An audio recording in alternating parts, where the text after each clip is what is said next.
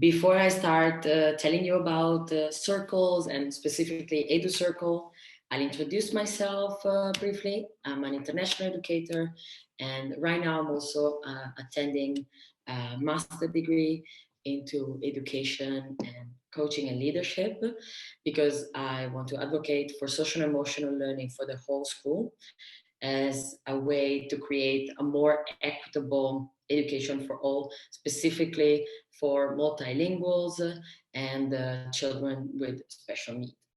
As I was mentioning earlier, I think all of you heard me, usually you find me in Tenerife, in Spain, where I collaborate at a democratic natural school. But right now I'm in Italy. Because of my journey, I picked up a few languages along the way, and if you'll indulge me, yeah, I like to say a few words. Ik praat Nederlands, want ik heb in Amsterdam gewoond. Hablo español, porque es el idioma de mi escuela y de mis niños, mas eu falo também português. Telo milau helenica a la prospathó, and I hope Chris will correct me if I have the wrong pronunciation. Ich habe auch ein bisschen Deutsch gelernt, and obviously I speak English e italiano è la mia madrelingua. Another important part of my background is that I had the privilege to work with a lot of neuroatypical students, specifically with autism and language impairment. And right now, as I said earlier, I'm enrolled at the Master at Leeds Beckett, also through the support of ECIS. I've been also honored to be a speaker at the last leadership conference. And right now I am one of the newest members of the special interest group for student support.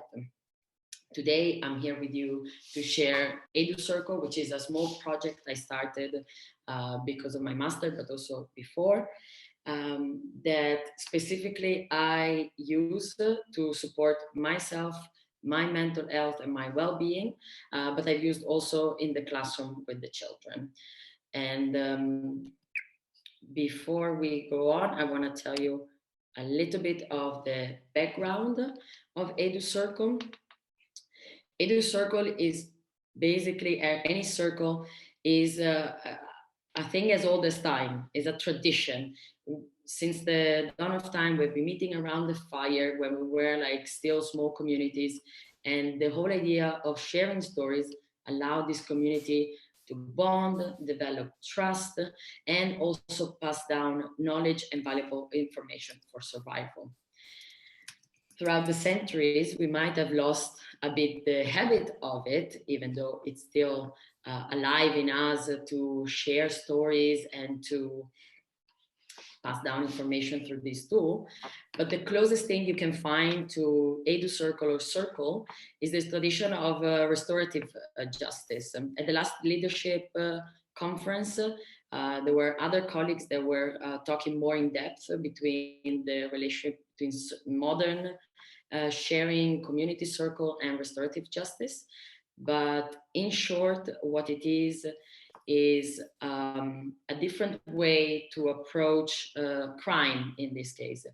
In Native American tribes and Maori culture as well, instead of coming together to punish or to find who has done what and who's guilty, the idea is to have a circle that includes both victim and perpetrator and the families and as much of the community as possible, so that actually the root cause is addressed and the hurt gets to be mended and proactive action are taken so that both parties involved, they can walk away feeling that what happened has been restored. The way I've developed this project has actually been in collaboration with a different community called Edu Circle. It's an online platform.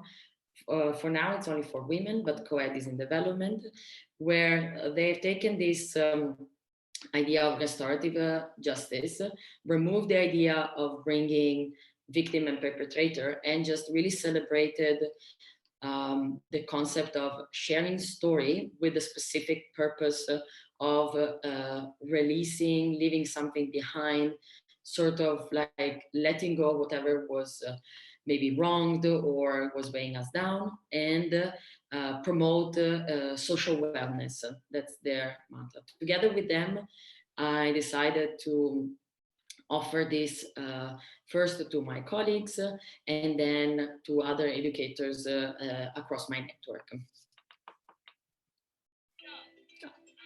Let me see. I wanted to share a video about it, how you can use it with students. Let me just maybe rewind it, because today during this talk, I'll share specifically how to use it for staff support, specifically because when you work with special needs children or in any environment for what matters, teacher mental health is directly correlated also to their efficacy and to the mental health of a student as well. I was recently in a course that really outlined the relationship between the stress hormone of cortisol in teacher's brain and student brain, and you see that there is a direct correlation. But before I go on talking about the adults, I wanted to share that it's also possible to do it with children. And this is a video from Edutopia that shows you in 1 minute how. There are a lot of kids who sometimes fall into the background. The kids who are always just calm and quiet don't always get the attention that the other kids get.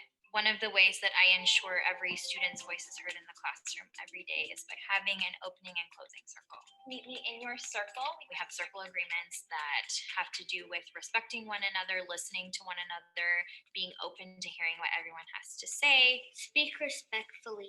What is your favorite thing to do with your family? I ask a question that has to do with family or life, and we have a talking piece that goes around. My favorite thing to do with my family is spend time with them. Every child has a moment in the day where all eyes are on them. Watch movies. It's a great way to build community. We get to learn things about each other that we wouldn't learn naturally just in the school setting. What I like to do with my family is going to mountains and stuff. So this is a little snapshot of how it can be used. And here I mentioned that indeed you can use it with some special needs children. Obviously, you always want to make sure that you are providing the right tool in the right moment. But for some children, it can be really useful to, if you, for example, you have a new group and they don't know each other at all, it can be just 1 minute before you even start the lesson, because children learn when they feel comfortable, when they feel safe. And I want to point out, and that's something I'll mention also later, one of the biggest aspects is setting certain rules and agreements so that children feel like they can speak and they know what's expected of them. Also, it can be really useful if instead of like a specific question, you have more story prompt, which is what I will talk about later, to do some literacy lessons in a different way. And finally, it can be used as a classroom management tool, very similarly to restorative practices. If there are certain groups that tend to get in similar pattern of conflict, you can bring them to circle and see using stories to help them find the common ground and understanding and compassion for one another. However, the reason why I started this was actually because myself, I experienced a burnout that was 3 years ago. I had a very challenging classroom, and I remember getting so worked up about from spelling test to the latest fight that was between maybe a couple of boys or me just simply being a human and not being able to provide for everybody and everything every time, you know. And I think, and I want to hear from you maybe in the chat, I've seen several colleagues before I had my burnout and after sharing that they also had a burnout or they were on the verge of it. And even the more resilient teachers, they will be familiar with a certain level of compassion fatigue, secondhand trauma that we experience because we want to be there, lending an ear, a shoulder to cry, or someone to vent to actually a lot of human beings, you know, little human beings that rely on us when maybe other adults let them down.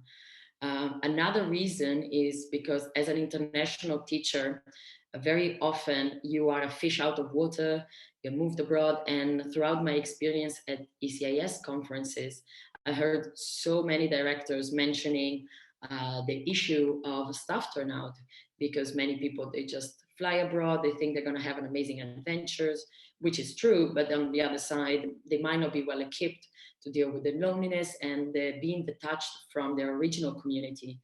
And this practice of Educircle has really helped me to feel like I wasn't alone, even if I was in a country with no family members or not much of a safety network around me.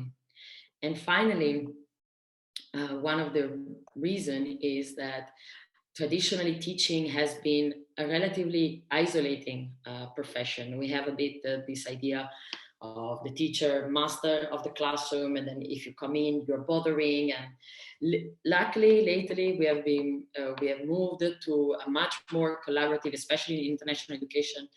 I see amazing colleagues always with the door open, like, yes, please come in. And that might work well for some, but when that's more difficult, clearly sharing a moment where you can get to know each other.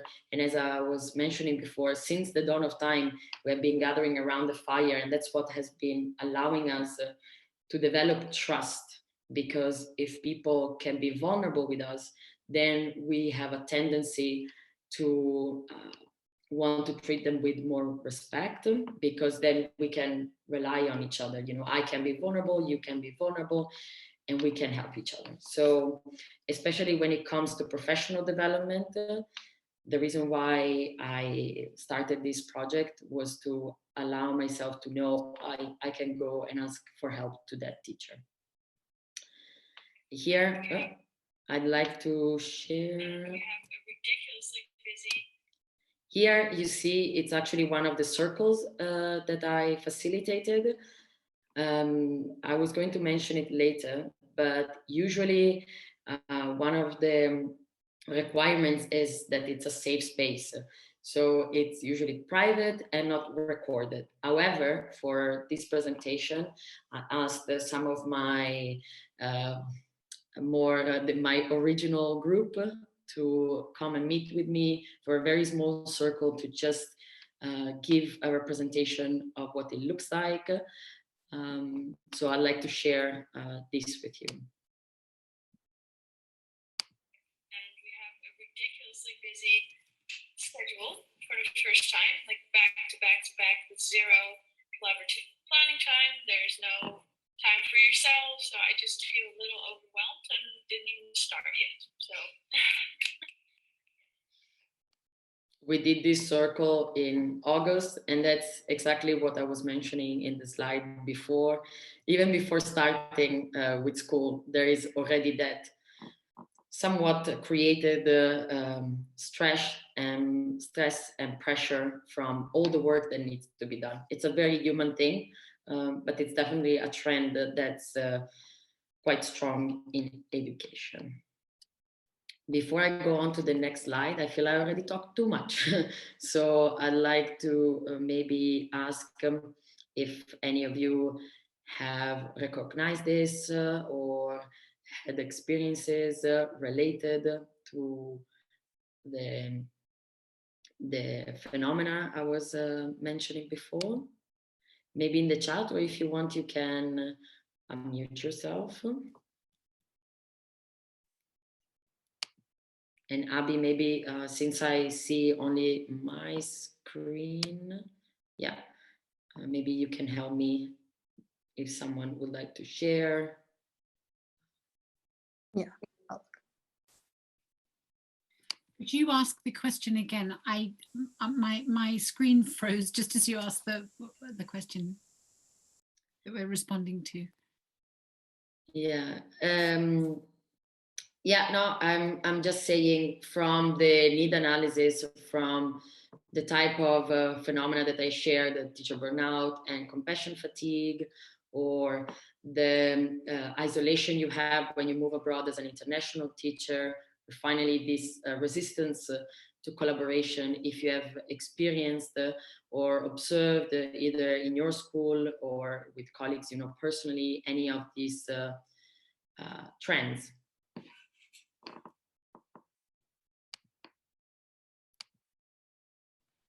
Then I'm going to say yes, yes, and yes. In that I'm not in school. I haven't been in school for the last 6 months, but I've been speaking to a lot of people in schools, and I think that all of those points that you're making are prevalent in schools. In that, I think the kind of strategies that we've been using for crisis management over the last 2 years are the strategies that we usually put in place when something unfortunately happens, that we know, okay, we need to really concentrate on looking after ourselves in order to look after each other. For the next 3 weeks, we really need to work on this tightly together, and then we sort of roll it out over perhaps the next 3 months, knowing that people will need to come back. And we've been doing this for 2 years, and we're still working on it. So a lot of people are struggling with those kind of resilience skills, there's absolutely no doubt, and yet it's terribly impressive how well people are managing, because of the kind of examples that you're giving, I guess.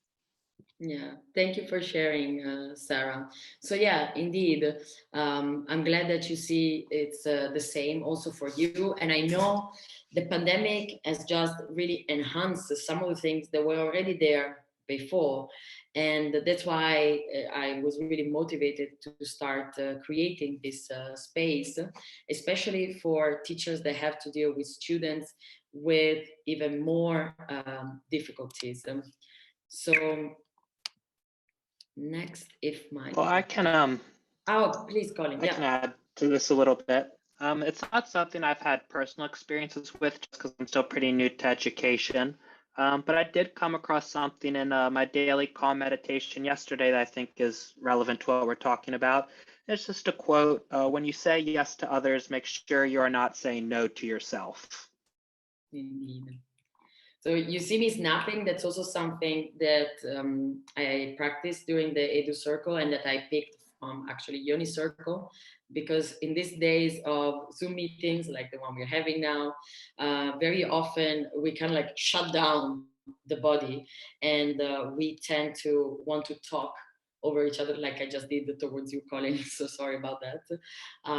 But one way to help with that is to activate the body somewhere, some in some other way. So the snapping usually helps people to let know the speaker, hey, I'm with you, I resonate with this, without interrupting. And you'll see that's a big part of Circle, actually. So why do we do Circle? And on the how, I'll speak to you later, but I want to start with the why. So the first point is release. Just like a steam valve, as educators, we all have like a limited amount of resilience, willpower, and of course you can train yourself to have more. And as you become more comfortable in the profession, this does change. But we all have a tipping point. We all have a point where we're like, I can't do this. And if you look across all of the research, and that's also why the rising in mindful practices, the idea is that as much as our muscle need constant exercise rather than one sprint, one time, we need a routine that could be weekly, monthly, once a year, depending on what you need, where we can let go of something. And you'll see, I have another clip straight after this, where you actually see a person really mentioning this releasing power of Educircle because of the way it is structured. The second one is to grow. So as we were talking before, when it's a new community, you don't know each other, but you grow as a person when you can stand up, share your story, share who you are, and you grow also the community around you, because that colleague that you might have felt some resistance towards, later on you're gonna meet across the alley and remember maybe the story they shared with you and feel more inclined to ask for help or to just be more kind to. And finally, learn, because you'll see in the second clip after this slide, teachers love talking about education. We really come into this profession out of a mission, vocation. It really comes from the heart. So no matter what's the prompt, if it's a group of educators, you'll find or share classroom management tips, resources, any type of material. It will just come through in the story. And the difference here is that it won't feel like a professional development where we have to go through this database or we have to go through this textbook. It would feel like very natural and organic. And so we also know from neuroscience that our brain welcomes information when it's layered and embedded together with moments of where our connection is enhanced, the so-called affective factor. In short, people learn more when they're liking what they're learning, and usually when listening to a story, you have a more relaxed, entertaining sort of environment. And why I'm passionate about education is because I'm interested in many things, and I feel like in education you get to learn all the time, and the kids have such interesting questions, and then I just have a passion for learning, and then I think education is the perfect place to work. Why I'm passionate. So here you see still one of the teachers sharing something that allows also the other people, if you notice the expression, to feel more connected, like, I love education, this is my passion. We know from, again, neuroscience, the mirror neurons, that in the brain of the other people listening, they're like, yeah, me too. You know, there was like a light that goes up, and they recognize that, and that's how the connection is created. But there is this boy struggling to build a relationship with.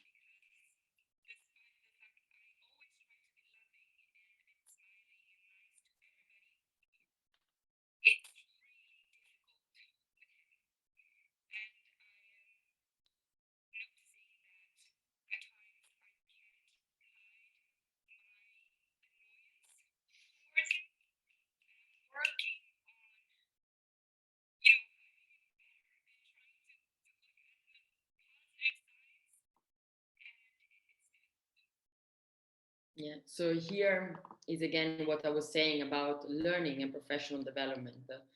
In any other context, I wonder if a teacher would have gone to their manager or to their colleagues even to say something like this, you know, to actually get up and say, like, I struggle with this. I think there is a bit of an assumption that teachers are like these superheroes that can do it all. And I know so many people in leadership and administration are really good at going and preventing this sort of, like, you know, do you need any help? They take the first step. But still, you know, I wonder, and I think that's what I had another moment where I would like to hear from you. How do you receive this information, how it resonates with you, and if you have also noticed that in your own experience or in some of colleagues the same phenomenon where you might struggle to share something, or you struggle to get that professional development because it was either too structured or maybe not there. Whatever resonates with you, I'd love to hear it. Well, this again, something I've yet personally experienced, but actually I had a conversation with a friend last night who is teaching around London. She's been teaching around here for about 2 years now, and she gets placed in different schools for a few weeks at a time. And so she's been at this school now for 4 weeks, and it's been a difficult environment, and that there's just some big class behavior issues. And for the first time ever in her teaching career so far, just about 6 years, she had a breakdown and cried, not in front of students, but she kind of, the head teacher came in to help settle the class down, and then they went to another class, and the head teacher and her had a get together, and she just broke down in tears in front of him. And she's like, "I'm so sorry. This is the first time I've never cried like this before. It's the first time it's ever happened, but I've been really struggling because I don't know what I'm doing wrong. I've never had these sorts of behavior issues before." And he kind of gave her history of the class, and she was saying for her, what was really helpful was just feeling supported and understood, and kind of like, it's not you, this kind of has been a problem with lots of teachers. So again, that support was good. And then actually today, I just saw she shared a picture on Instagram where she got a really beautiful handmade card from one of her students. And it's like, you've got to focus on those moments. And like, teaching absolutely has its ups and downs, but you actually have to like savor those like special moments that you can get with students when you get that nice piece of sharing or kind of insight into their lives. Yeah, thank you, Colin. If someone else also maybe wants to use the chat, that's also welcome.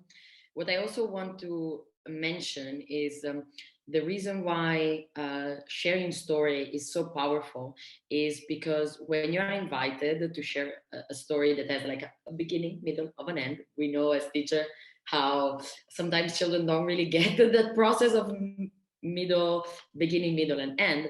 But inevitably, even when they're sharing stories such as the one from my previous clip, they are always invited to find closure, ending, a moral to the story. That's how like the structure of a story works. So now I'll tell you a little bit more of the structure, the types of circles you can have. So that's why I was asking with Abby how many people we were, because what I noticed, and that's also what I inherited from the Educircle practice, is that for an hour time, 6 people, it's plenty. And sometimes circle, they run even later than that. But you can see if you want to make it smaller, and then you'll stay safely within the hour, or if you make it bigger because maybe you want to put together a team that it's 7 people or 10 people, then you need to adjust and allow more time for that. I do it on a voluntary basis. I simply ask some of my colleagues if they're into it, and I reach out to educators from other schools, colleagues I had from university or that I met through other networks, and we simply organize a time. As I mentioned, it's private, so the clips you see now are the only clips that you'll ever see coming from me, because the whole idea is that you you take the story with you and you leave the details behind. One thing that I found that would be really useful, I would have found it very useful as a new teacher to have this, to be with other people that maybe were struggling with the same thing, and we would be allowed to bond on that. Good idea is also mentor-mentee, and that's something that I'm researching through my master. You can also have it vertically, so like grade 2, grade 5 teacher, or subject teacher. Like a good idea that I'm in development is home language and the English team. When you have the multiple languages, sometimes there is a friction, and so you want to create a space where they can come together and get to know each other, or subject and homeroom, and finally administrator and teacher. There's many different way to make a circle. The only thing that I really care that you remember is voluntary, because when you do it mandatory, then it goes against the whole principle. But what can be done by administration, if they feel like it, is to create the space within paid time. So during a study day, for example, or one of those team building activities or at the beginning or the end of the year. All of us here, we are educators in different schools, in different countries, from different nationalities. But the idea is that we're going to have this circle where we're going to tell stories in the middle and we're going to hold space for each other. So you see, this was the parameter of that one circle I run. And these people, they're all from different countries. So it's always very interesting to compare notes to see how the structure is different and how the culture is different. And yet you find so much common ground. I think I do have a clip, I can't remember where in my presentation, where one of the participants specifically mentions that. I'm gonna skip this one. So during this presentation, so I wonder, now it's already 3:10.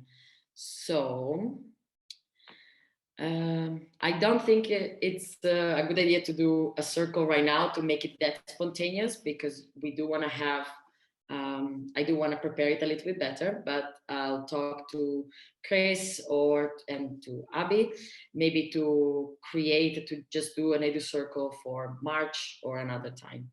So how does it work? How is it different from just a chat in the lunchroom?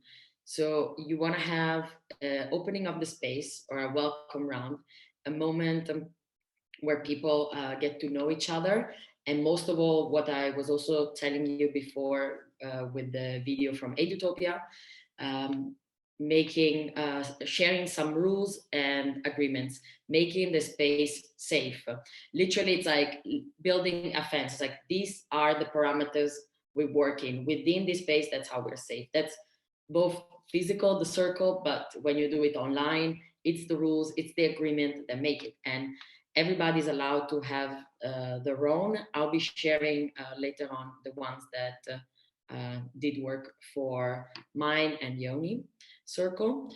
The next phase, it's allowing for focus and presence. So a guiding wish and a grounding moment.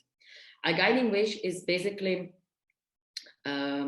moving from the objective mindset, like by the end of the lesson, you need to have achieved this, to more like, this is what I hope for us. It really allows people to be present to the kindness of everybody. It's like, it doesn't matter what gets done, what gets achieved by the end, but I just wish you well, the whole point of a wish.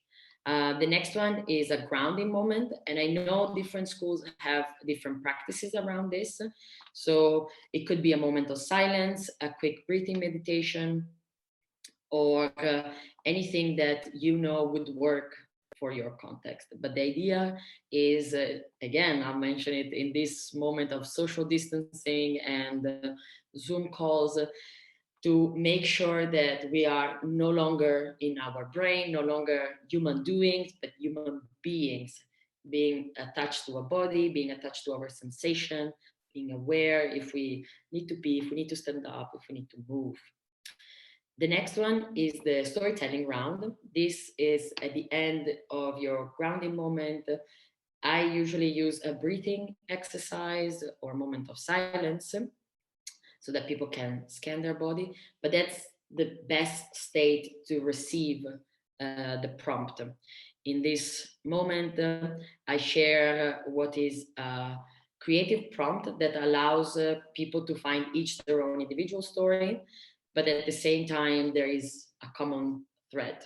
And again, before we start, we repeat the rules, and we also invite people to really focus on a story that has a beginning, a middle, and an end, because otherwise just sharing thoughts and feelings very often doesn't really get us that catharsis, that release that we are seeking with this kind of exercise.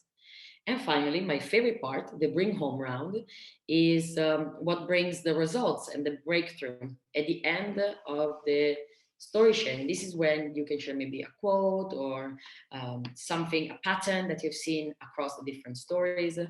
And that's really the magic of this practice. And it's also what's really beautiful when you do this sort of circle with children, especially when they had a conflict, when they shared their story, their reasons.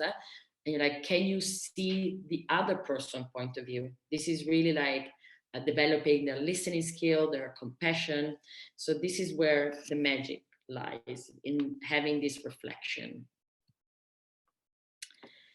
So yeah, as I was saying, the welcome round you do to set the space, and the way you do it, I put there a graph to symbolize that. You have a mix of low stake and high stake question. Because if I start already by asking you something like, what is the most difficult thing about education? Maybe you won't feel very inclined to talk. But if I start by asking you your name and where you are, probably you can manage that. And that's also like a very common thing we do as teacher. We don't start by teaching children difficult equation, but we start with addition and subtraction. So that even as adults, we still respond to the same level of, let me start easy and get harder as we go. Here you see. It's always good to have some ground rules so we know how to do this. And the first one is always to speak with an open heart and open mind. To some people, maybe open heart feels a bit too hippie, but the whole idea is that you can leave everything, I have to, I should be out the door. Right now, you're just a human being together with other human being, and you're allowed to be right as you come. You're not going to be perfect, but that's how we want you. We welcome you and we receive you. We would like also for you to respect, for all of us to respect this space, and so leaving the name and the details behind, especially when we talk about children and education, it's really important to not really give defining details, because we want to respect also the children's privacy and our colleagues' privacy if you end up sharing a story. But I'm sure you are very aware of this. And we want to give space when other people are sharing. We do not interrupt them, because we want them to feel that when they're talking, they've been heard. Because one of the things with the emotional advantage is to know that no matter how good of a bad day we are having, we're still a human being worth love and respect. And one of the ways we do that is with our silence, with letting them take the space. And that also means that when you, at the last rule, I branded it as keep it short and sweet. We know what it's like to listen to a child that never stops talking. So just remember like the short and sweet. And because the space you take, it's taken also from others. So we show each other respect and love by giving and taking with respect. So these are the 4 rules that apply in the circles that I facilitate, but every school can set theirs. I see that we have just about 15 minutes left. So I don't want to talk too much about the specific clips, but obviously at the end, I'll share my contacts, and yeah, you can reach out to me through those, ask me any questions. The next thing I said we do is the grounding moment. And in the clip, I was saying about the emotional advantage. I am very invested in what's called positive psychology. So this idea of accepting yourself as a human being, and instead of trying to undo things that happened in the past, you rewire your brain and you focus on the positive right now. And this also gives you an emotional advantage. Instead of like be fighting with what you're feeling, like maybe you feel awkward or sad or angry, you flow with it. And that's the beautiful thing about circles, is that you get to practice that. It's not only a research in a book, but it's like, yeah, I get to be angry, I get to be sad, and that's the right moment where to be, so that you don't have to go cry in the bathroom later. That's the whole point. And yeah, with the guiding wish, I think I already mentioned what I wanted to say, but I'm just double check if I skipped something, and I appreciate your patience with me. Yeah, definitely. So here what's very important is the intention. One pitfall of this is doing it with your colleagues in school, or sometimes even with the children of the same classroom, is that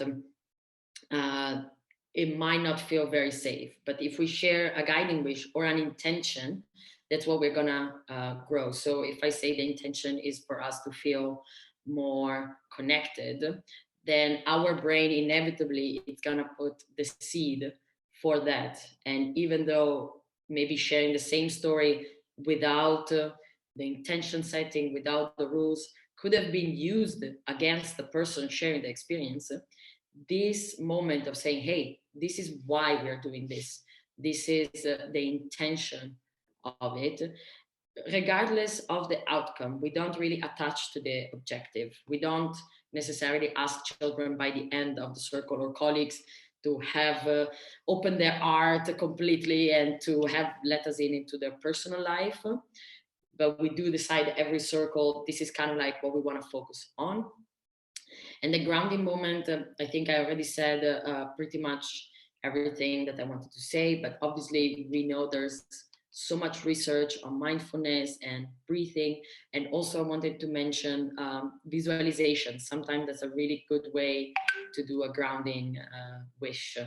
One of the ways I like to do it is to ask the people in my circle to remember their favorite lesson, or to just transport themselves in the most calm moment of the day. So even just seeing that, your brain and your body responds to that, and then you're going to be more open for what comes next, which is the we can start with our intention setting. And that might sound, again, a very hippie term, but the whole idea, especially for us teachers, we focus so much on goal setting. We always want to get to the end of a lesson that something has been accomplished. But life doesn't always give us that. So many times we have children should have learned the function of capital letters, and maybe 3, 4 get it by the end of the first lesson, and maybe 5, 6 by the end of the second. But this one is a bit different. We don't really need to get somewhere, but we can wish something. Like we make a wish, like we make a toast. What do you wish for all of us to feel, to achieve, or to be while we are here together? Whether that happens or not, it doesn't matter. But I set the intention of ending this circle. I would like to feel more confident about what's coming. Beautiful. Thank you so much. A grounding moment. As Karen was saying earlier, when you start, your schedule is go, go, go, go, go. And very often we forget even one moment, the space of a breath can make the whole difference of how we show ourselves into any situation, in front of the classroom, with other colleagues, with ourselves. Last one, I invite you to let out with a big sigh, as if you were going to let go everything that you don't want anymore. So you breathe in with your nose, you hold, and you prepare for a big sigh. So you've seen the way I call for the intention setting, trying obviously to always inspire. Then one example of goal setting, and finally the last bit of a breathing exercise that you can run. And we can start.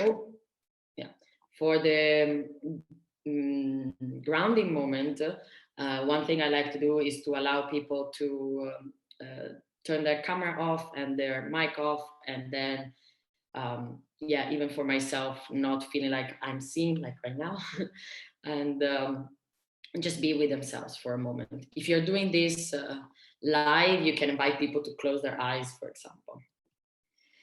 Then of course we come to the storytelling round, and that's where the juice comes out. And I think, looking at the time, I don't want to rush it. I wanted to leave just a little bit for questions. So I'm just gonna bring you to the video. This moment of grounding, all of us, to share stories about the word special. Maybe there's a special moment you had in education that made you want to become a teacher. Or maybe you had a special teacher yourself that was very inspiring. Or maybe in your class you had special needs students that made you change the way you think about education, or maybe taught you something you didn't know. Maybe you want to share a story of a special moment of your lesson when it was very successful and you were able to achieve your goal. Or maybe there's something special in something very ordinary, something that to another person might seem very little, but for you, it meant the word. As you're letting this word special sink in, I want to remind you to maybe find a story that has a beginning, a middle, of an end. And it has characters and a setting. As teachers, we know how much we love a story to be well structured. We're going to try to stay away from philosophies, our reflection or thoughts on the topic, and focus on a story that we can tell. I just noticed that the names are on screen, so I'm going to close it here also because of timing. I usually have all the names covered, but yeah, I don't know what happened there. I'll be happy to share this presentation to you in video form if you wanted to see the clip. Oh, wait, I know I stopped the video. So, because yeah, that's against the rules of Circle to be sharing the details. I'm so sorry about that.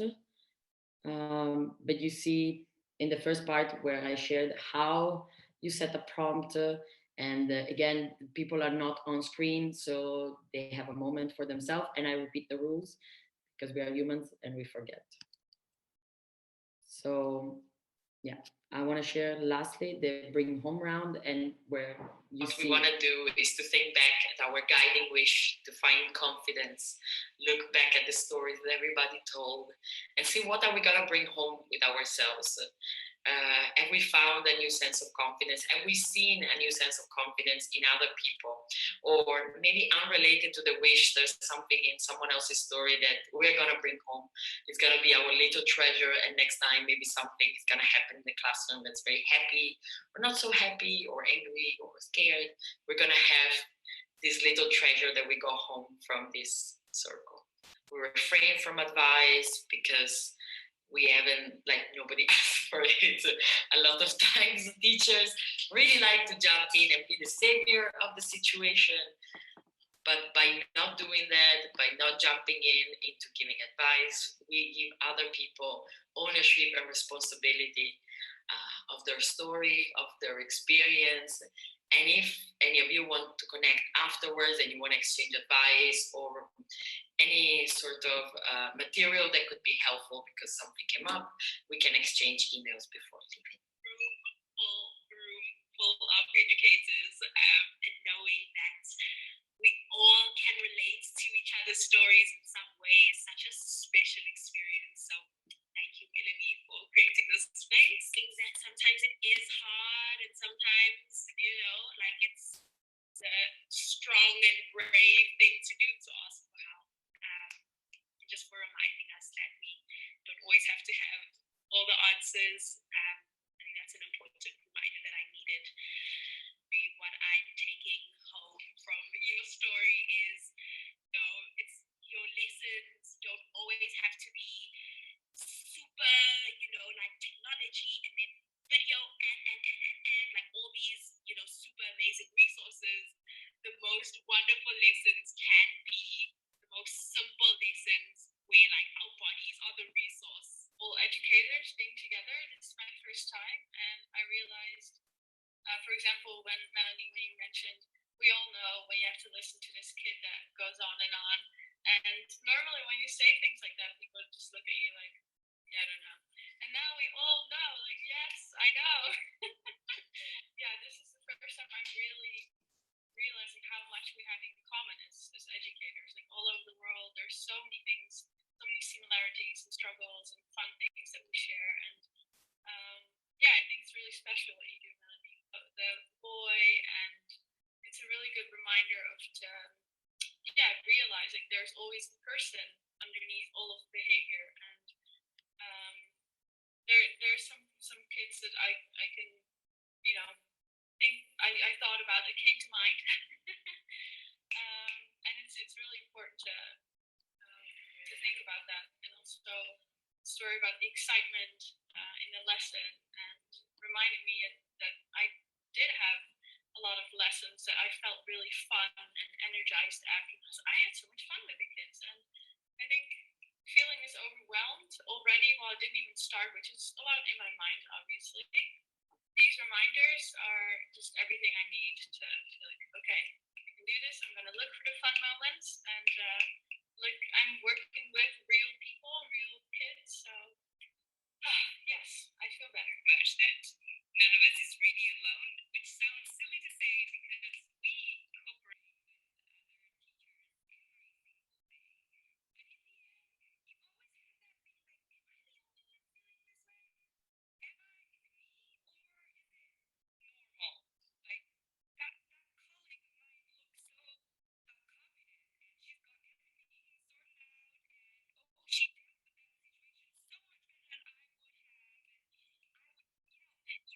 these thoughts in your head. And it's important to remember that you're not alone thinking these things, but you're also not alone having a great day. You're not alone loving a child so much and being inspired by them. You're not alone struggling. You're not alone when you ask for help and when you feel ashamed sometimes or embarrassed about something you're not confident about. And it's nice to be reminded that you're not alone. Sometimes it feels like you have the world on your shoulder, and that's why you don't feel that confident. But actually, it stops feeling like this when you realize the shared responsibility that we are all taking care of each other. It was very inspiring, and definitely, if I'm gonna be teaching about the pupil and the iris now that way. So yeah, I think I'm gonna close it here just because of timing. Yeah, but I think the last clip spoke for itself. You see, especially some colleagues that started off feeling like I'm so overwhelmed, ended up going like, oof, now I feel better. Now I can do it, and things like, yeah, I'm not alone when I mess up, but I'm also not alone having a great day, and you know that's the reason why I think it's very important for student support, but also for teacher support and for overall whole school well-being, um, to have these sorts of practices. And yeah, this is it from me. You see on the screen. I want to thank obviously ECIS for allowing me this platform, all the members of the special interest group of learning support that have been very encouraging and motivating for me as I'm still like a relatively young educator. You have my email there and my LinkedIn, which is also my name. And if there's any question, if the time will allow us that, and I'm going to ask Abby for it. You can ask questions, share impression, and just say hi if you want to. If that's okay with you, Abby, and the whole organization. Yeah, that's good.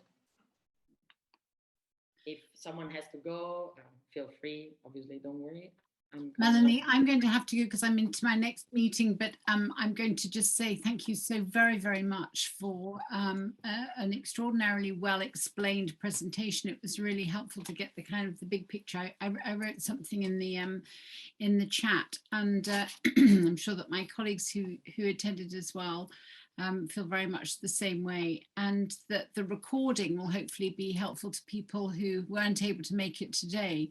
But I think in this time when people have been feeling quite stressed, I think it's been so important that you've been able to talk about how staff, colleagues feel, perhaps, and give some strategies for working in a positive way towards finding ways to recognize that. I think Colin's example was a good one, where he was saying that his friend, you know, started to cry and then said, sorry, this had never happened to her before. We get surprised by our own reactions sometimes. But I think also just the fact that in your presentation, you also talked about the children and giving opportunities for storytelling from children's perspective, because these are skills that not all of us learn automatically, and we need to learn how to develop these kind of resilience skills, the self-recognition, self-care, so that we're able to care for others as well. So thank you so very, very much for preparing this today. And I would just want to mention to everybody, just so that you know, everybody's on the same page here, that Peggy is going to be doing a session at our next session in January. So looking forward to seeing people there.